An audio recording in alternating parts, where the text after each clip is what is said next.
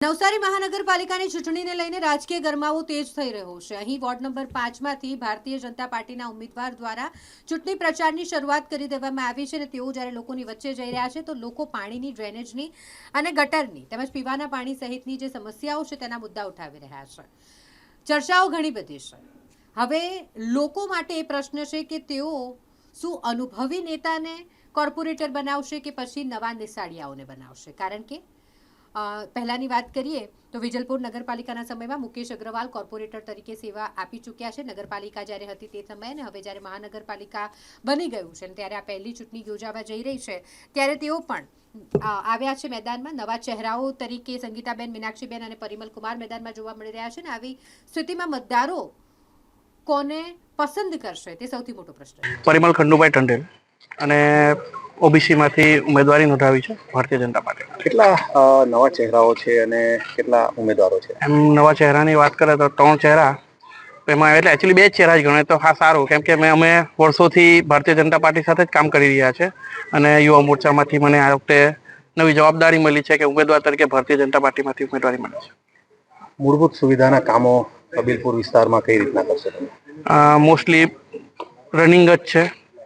પાણીની સુવિધાથી લઈને ડ્રેનેજ લાઇન સુવિધા બધી ચાલુ જ છે ઓલરેડી। જીઓડીસી થ્રુ કામો ડ્રેનેજ લાઇન નખાઈ છે, પાણીની લાઇન નખાઈ છે, ધીમે ધીમે શરૂઆત થઈ ચૂકી છે અને થોડાક સમયમાં એ બી પૂર્ણ થશે એટલે ટોટલ કમ્પ્લીટ કામ થઈ જ જશે। ઓલરેડી કબીલપુરમાં તો મોસ્ટ પ્રોબેબલી બધા ઘરે ડ્રેનેજ લાઇનો છે, પાણીની લાઇનો બી છે, પણ નવી લાઇનો નખાતી છે એટલે થોડી ઘણી તકલીફો પડતી છે। એ થોડાક ટાઈમમાં સારું થઈ જશે। આપ અને કોંગ્રેસ અને અન્ય ચોથી પાર્ટી પણ છે મેદાનમાં, શું કહેશો? અમે કોઈને મેદાનમાં જોતા જ નથી કે ભારતીય જનતા પાર્ટી જ છે। સર્વસ્વ એ જ આવશે ને ટોટલ ભારતીય જનતા તરફી જ મતદાન થશે। અન્ય 2 ચહેરાઓના નામ જણાવો। મીનાક્ષીબેન નાયક અને સંગીતાબેન રાઠોડ। નવસારી મહાનગરપાલિકાના ઇલેક્શનના પડઘમ વાગી ચૂક્યા છે અને ચૂંટણી પ્રચાર જે સ્થાનિક કોર્પોરેટરો છે તેમના દ્વારા ચાલુ કરી દેવામાં આવ્યું છે। તમે સીધા જોઈ રહ્યા છો, આ જે વોર્ડ નંબર 5 છે, ધારાગીરી વિસ્તાર છે અને શાલિગ્રામ વિસ્તાર છે, ત્યાં મુકેશભાઈ અગ્રવાલ ને અન્ય બીજા 3 ઉમેદવારો ઊભા છે અને ઘરે ઘરે જઈ અને મત માંગવાની જે પ્રક્રિયા છે તે શરૂ કરી દેવામાં આવી છે। આપણે મુકેશભાઈ સાથે જ વાત કરીશું। મુકેશભાઈ, વોર્ડ નંબર 5માં જાણીતો ચહેરો છે, ઘણા સમયથી તમે આ વિસ્તારમાં ગઢ જમાવ્યું છે અને ઓળખાણ પણ સારી છે, તો કઈ રીતના તમે આ વર્ષે ઇલેક્શનમાં ઊભા છો મહાનગરપાલિકાના, તો કઈ રીતના તમે મત માંગવા જશો અને કઈ રીતના કામો કરશો? શાલિગ્રામ વિસ્તારથી આજે અમે શરૂઆત કરી છે વોર્ડ નંબર 5માં, અને જે છેલ્લા ઘણા વર્ષોથી જોડાયેલા છે તેના કામોને બેઝ બનાવીને જ અમે લોકો વચ્ચે જશું। કદાચ નાની મોટી, ઘણા લોકો કહે છે કે ભાઈ કામ ડેવલપમેન્ટના ચાલે છે એટલે નાની મોટી રોડ પર જે પાઇપલાઇનો તૂટી હોય તો એની નાની મોટી નારાજગી હોય, પણ લોકોને સમજાવીએ છીએ, લોકો સમજી જાય છે કે ભાઈ જ્યારે ડેવલપમેન્ટ ચાલતું હોય ને કામ વધારે સારું થવાનું હોય ત્યારે થોડું ઘણું નુકસાન થતું હોય તો લોકો બેર કરી લે છે। એટલે લોકોને કામની વાત લઈને જ લોકોના વચ્ચે જઈશું અને લોકોનો એક્સેપ્ટન્સ અમારા માટે બહુ જ સારો છે અને જ્યારે રિઝલ્ટમાં એ કન્વર્ટ થશે અને લીડ અમે બતાવશું ત્યારે લાગશે કે ભાઈ અમે કાર્ય સારું કર્યું છે। ચોક્કસપણે વાત કરીએ, લીડ સારા મતે તમે જીતશો, પરંતુ મુખ્ય મુદ્દાઓ છે હાલ રોડ, રસ્તા, ગટર અને પીવાના પાણીની સમસ્યા છે, તેનાથી જૂજી રહ્યા છે લોકો। એને લઈને તમે કઈ રીતના કામો કરશો? રોડ, રસ્તા અને ગટર, જો ખાસ કરીને આપણે રોડ રસ્તાની વાત કરીએ તો હમણાં આખા જ શહેરમાં કામ ચાલે છે તેવી રીતના કબીલપુર વિસ્તાર 24 વિસ્તારમાં બિધારાગીરી હજુ નથી ચાલુ થયું, પણ કબીલપુરના 24 વિસ્તારમાં કામ ચાલે છે। છેલ્લા તમે લગભગ હું વાત કરું તો 1 મહિનાની અંદર જ આ જ વિસ્તારોની અંદર 2.5, 3, 4 કરોડ રૂપિયા કદાચ વપરાઈ ગયા છે। ખાસ કરીને હું કહું તો કાછિયાવાડીથી જે જૂનું કાછિયાવાડીથી રોડ છે તે રામલા મોરીના જોડતો, રામલા મોરા ટોટલ જે અંદરનો જો નવો રોડ બન્યો તેના સાથે સુપ્રીમ હોટલથી લઈને આનંદ પાર્ક સુધીથી આનંદ વાટિકા સુધીનો રોડ, હવે સાથે કબીલપુર બજાર જે હમણાં ડ્રેસિંગના પેલામાં ચાલે છે, આખું બજાર ઉતારીને આખું બજારનો રોડ બને છે। સાથે તમે ડેવલપમેન્ટમાં જુઓ તો ગ્રીડથી લઈને કાલિયાળી સુધીનો રોડ બને છે। વૃંદાવનથી લઈને આનંદ વાટિકા વચ્ચેનો રોડ છે તેનું બી કામ પ્રોસેસની અંદર ચાલેલું છે। એટલે હવે જ્યારે આ બધા કામ ચાલતા હોય એટલે ઓટોમેટિક ડેવલપમેન્ટ દેખાય, પણ આ પરિસ્થિતિની અંદર એવું થાય છે કે જે ગ્રામ પંચાયતના ટાઈમથી જમીનના નીચે થોડી લાઈનો નાખેલી હોય એટલે ઘણીવાર એજન્સીને ના ખબર હોય એટલે કામ કરતા કોઈ લાઈનો તૂટે, હવે એને શોધવાની, લાઈનો કરવાની, એવા ટાઈમમાં ઘણીવાર 5-10 દિવસ, મહિનો બી નીકળી જતો, લાઈનો ના મળતી હોય, તો તે કેસમાં થોડું પબ્લિકે જ્યારે સારું કંઈક ભોગવવું છે તો એના માટે થોડું કોઈક વાર બેર કરવાની પરિસ્થિતિ ઊભી થાય છે। પણ તમને આખા ગામની અંદર, આખા વોર્ડની અંદર તમને બધા વિસ્તારમાં કામ થતું દેખાય છે। મહાનગરપાલિકા થયું, કમિશનર દ્વારા જે કામ શરૂ કરી દેવાનું હવે તો બેઠી જ ગલેલી મળી જવાની, શું કહેશો એને લઈને? તમે એ 100% કહો કે કમિશનર દ્વારા કામ થયું છે, પણ અમે એટલા બધા લાઇઝનિંગમાં છે અને દેવ સાહેબ જે કમિશનર સાહેબ છે તે અમારા સાથે એટલા બધા લાઇઝનિંગમાં એટલા બધા પોઝિટિવ છે. એ તો એમના પ્લાનિંગ પ્રમાણે કદાચ મેઇન રોડ હોય, પણ ઇન્ટરનલ જે બધા રોડો ચાલે છે અને ઇન્ટરનલ જે લાઇનથી લઈને તે તો બધું અમે જોડાયેલા અમને લોકોને જ ખબર હોય છે. તમને હું કદાચ આ તો સોશિયલ મીડિયા તમારું ચાલે છે, હું મારો મોબાઈલ ના બતાવી શકું.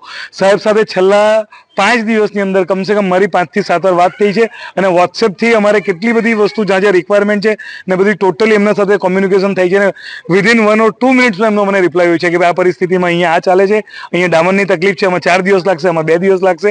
એટલે આખી એજન્સી, એટલે અમે તો જનતા તરીકે, અમે તો પબ્લિક તરીકે જ લોકોના વચ્ચે છીએ. હવે છૂટાશું મહાનગરપાલિકામાં જશું, પણ જેટલો બી રિસ્પોન્સ અમને મહાનગરપાલિકાથી મળે છે તો અમે એમના સાથે જોડાઈને સારી રીતના કામ કરીએ છીએ અને એમનો બી અમને બદલામાં રિસ્પોન્સ બહુ સારો મળે છે. ત્રિકોણીયો જંગ છે, કોંગ્રેસ, આમ આદમી પાર્ટી અને ભાજપ. અન્ય પાર્ટી ચોથી છે, પરંતુ એ ના બરાબર છે, અમે તો કહી નહીં શકીએ.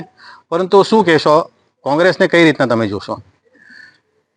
જે આજે અમારો વિસ્તાર છે તે આપણે એવું માનીએ કે ભાજપનો જ વિસ્તાર છે ને ભાજપનો વિસ્તાર થવાનું મેઇન કારણ એ છે કે જે કામો જે છેલ્લા ગ્રામ પંચાયતથી લઈને નગરપાલિકાથી લઈને હવે જે મહાનગરપાલિકા આવ્યું છે જેના વચ્ચે જે બધા કામો થયા છે, ખાસ કરીને હમણાં 2 તળાવની વાત કરીએ, રોડ રસ્તાની, લાખો રૂપિયાના તમે કરોડોના કામ હમણાં જો તમને ગણાવ્યું, આ બધા કામનું તમે હિસાબ મારો તો લગભગ 3-4 કરોડનું કામ તો છેલ્લા 1-1.5 મહિનાની અંદર થયું છે અને અમે એમાં કન્ટિન્યુ એના સાથે લાઇઝનિંગમાં છે અને લોકોને એ વસ્તુ દેખાય છે.